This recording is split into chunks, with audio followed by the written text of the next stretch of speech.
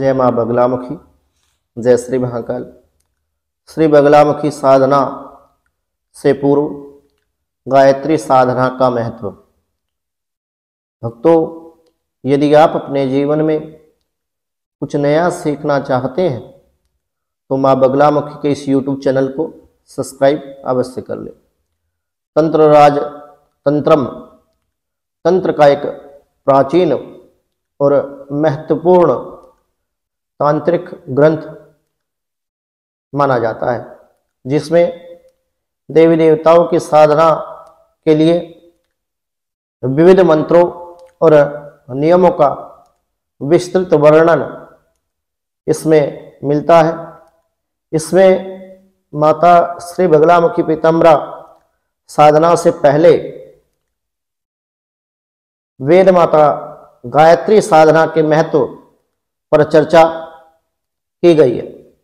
तंत्रराज तंत्रम के अनुसार गायत्री साधना का जो उद्देश्य है वह साधक को मानसिक, शारीरिक और आध्यात्मिक रूप से तैयार करना एवं तंत्र शास्त्र में यदि साधक एक अच्छी उन्नति और प्रगति अपने जीवन काल में और 10 महाविद्याओं में अष्टम महाविद्या श्री बगलामुखी पीताम्बरा की साधना को निर्विघ्नता के साथ यदि संपन्न करना चाहता है तो आध्यात्मिक, मानसिक और शारीरिक रूप से उस साधक का तैयार होना अत्यधिक जरूरी शास्त्रों में बताया जाता है, ताकि वह बगलामुखी जैसी महाविद्या की साधना को प्रभावी और सिद्ध रूप से कर सके। यदि मेरे द्वारा दी गई जानकारी आपको अच्छी लगे तो YouTube चैनल और इंस्टाग्राम पेज को फॉलो अवश्य करें और इस वीडियो को अधिक से अधिक संख्या में शेयर भी अवश्य कर लें। तंत्रराज तंत्र के अनुसार गायत्री साधना का महत्व। तो पहले नंबर पर मनोविकारों की शुद्धि हेतु तंत्रराज तंत्र में उल्लेख मिलता है कि गायत्री साधना बगलामुखी साधना से पहले साधक के मन को शुद्ध करती है। गायत्री मंत्र का उच्चारण साधक के मानसिक विकार जैसे काम, क्रोध, लोभ, मोह, अहंकार, भय और भ्रम, इन सबको दूर करता है। उदाहरण के तौर पर यदि हम बात करें तो इसमें एक श्लोक दिया गया है कि गायत्रा साधका शुद्धो भावेत चित्तम विनिर्मलम ततः शक्त्या प्रसादेन सिद्धिर्भवति निश्चितम। इसका अर्थ गायत्री के माध्यम से साधक का मन शुद्ध और निर्मल हो जाता है, जिससे शक्ति साधनाओं में सफलता सुनिश्चित ही साधक को प्राप्त होती है। तो यह तो निश्चित हुआ कि माता श्री बगलामुखी की साधना से पूर्व गायत्री साधना का महत्व कितना अधिक तंत्रराज तंत्रम में बताया गया है। अब सेकंड नंबर पर बात कर लेते हैं, आध्यात्मिक ऊर्जा का जागरण। इस विषय पर हम चर्चा करेंगे। माता श्री बगलामुखी साधना एक शक्तिशाली तांत्रिक प्रक्रिया है। तंत्रराज तंत्र में कहा गया है कि साधक को गायत्री साधना के माध्यम से अपने अंदर आध्यात्मिक ऊर्जा का जागरण करना चाहिए, जिससे वह माता श्री बगलामुखी पीताम्बरा की कृपा पाने के योग्य बन सके। अब इस बात का उदाहरण भी मैं आपको श्लोक के माध्यम से बता देता हूं। तो इस श्लोक के माध्यम से मैं आपको बताता हूं कि सर्व देवी मध्ये गायत्री प्रथम पूज्या तस्या विना परा न सिद्ध्यते।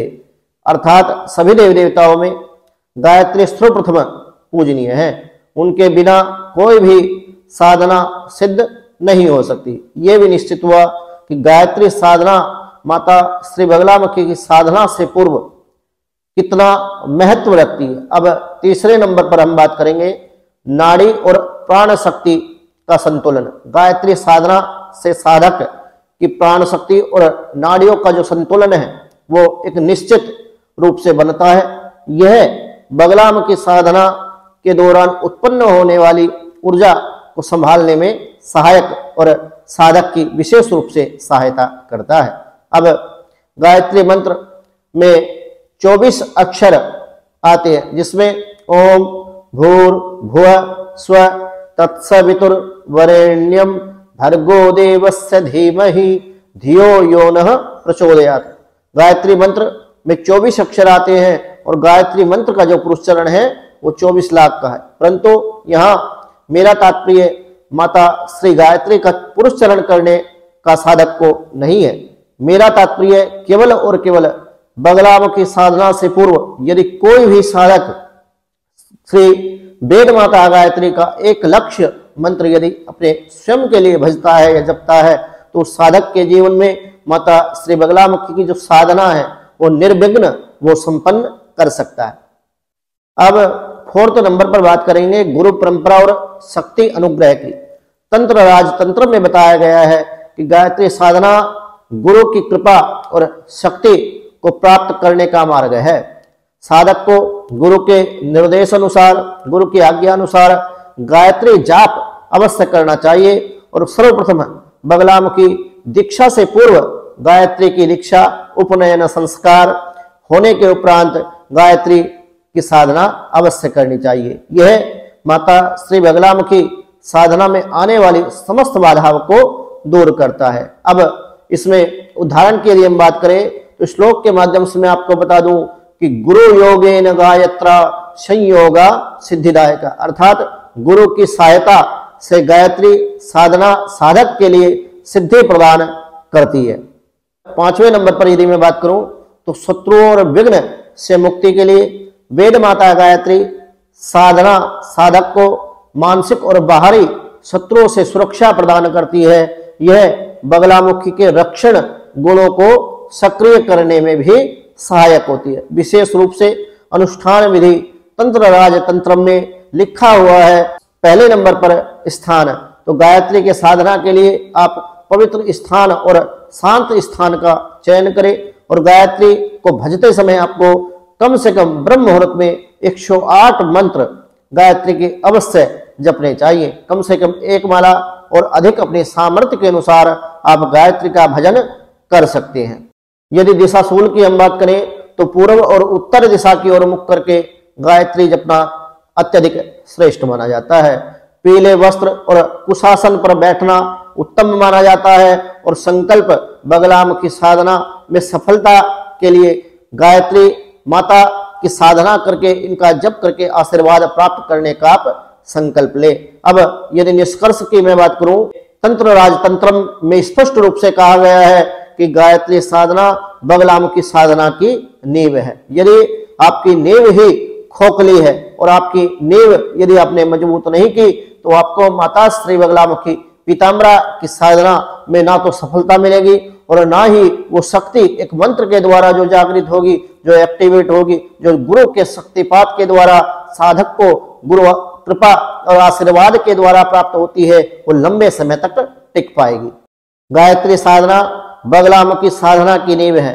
गायत्री से साधक को मानसिक स्थिरता, आध्यात्मिक शक्ति और अनुष्ठान में सफलता में सहायता मिलती है। बिना गायत्री साधना के बगलामुखी की सिद्धि प्राप्त करना अत्यंत कठिन हो सकता है। भक्तों, मेरे द्वारा दी गई जानकारी यदि आपको अच्छी लगे तो YouTube चैनल और Instagram पेज को फॉलो अवश्य कर ले। जय मां बगलामुखी, जय श्री महाकाल।